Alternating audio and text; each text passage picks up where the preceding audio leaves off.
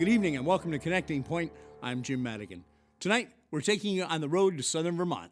We're traveling along the Molly Stark Byway. That's the corridor that runs along Route 9 from Bennington to Brattleboro. This area is beloved by outdoor recreation fans, and it's a popular spot for autumn leaf peeping. There is, however, a lot more to the region than just maple syrup and fall foliage. It's an area with great history. Southern Vermont has hosted major Revolutionary War battles, enjoyed economic boom times during the Industrial Revolution, and is now looking for its place in the 21st century. We sat down with various members of the community to find out what life is like in this part of the Green Mountain State, and our home for these discussions is the historic Latches Theater in the heart of downtown Brattleboro. But first, Connecting Point executive producer Tony Dunne and videographer Mark Langevin bring us an overview of the people and issues that drive the rural communities and urban centers which make up this picturesque region. Folks, I think, in southern Vermont tend to orient more towards our Massachusetts, New Hampshire, New York neighbors. We're kind of known as a community that doesn't really recognize a whole lot of borders.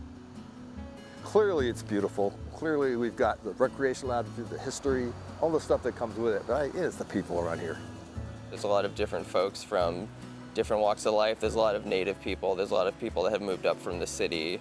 There's a lot of old hippies. There's a lot of artists. There's people doing music. Iconoclastic comes to mind. They're individuals.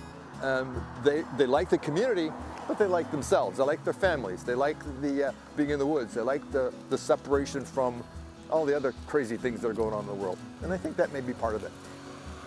Route 100 goes right up through the center of southern Vermont. Along that, it's been called the Skiers Highway. So Stratton, Mount Snow. Yes, Vermont's beautiful to come for foliage and tourism and all the covered bridges you want to see. And then on the eastern and western sides of southern Vermont, we've got some pretty significant manufacturing. And I think the world's going to move to a much more sustainable, green type of industry. Bennington and Vermont is ripe for that. We are the Green Mountain State. Agriculture has really been central to Vermont's way of life and economy from the beginning. The environmental movement, the local vor food movement, the kind of buy local movement, all of that has been really critical and important to Vermont, and southern Vermont in particular, in the last couple of decades. Before organic was actually cool and organic, you had Vermont, which just did it out of necessity, and they did it out of just the belief that you just wouldn't normally put things in food. And now it's kind of amazing to see in 2016, there's this huge pop culture around organic, and I think Vermonters are going, we've been doing that for 50 years. This is a place people really want to be. They really want to live. And the one thing that oftentimes will impact their ability to be here is the job. Everybody, for the most part, is working a couple different jobs. They found different ways of making a living, different ways of providing for their families.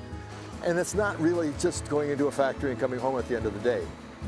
Young people are coming here. It's great to have a small business that can thrive in a place like this. And so, as we are able to be more and more successful with broadband implementation and expansion and sell, we think that that will be helpful for folks to be able to work in this beautiful area. And so what you see coming out of Vermont, and especially southern Vermont, is kind of this economic development plan, which is much more focused on how do we take advantage of not only the beautiful nature, but also some key things that have traditionally been coming from the southern part of Vermont: entrepreneurship, craftsmanship. I think the future in southern Vermont is incredibly bright. There have been once-in-a-lifetime investments that have been made here, both with Tropical Storm Irene and with federal investments coming out of the stimulus. We've got some reimagining of how to best use our educational assets, and we've got some focus going on.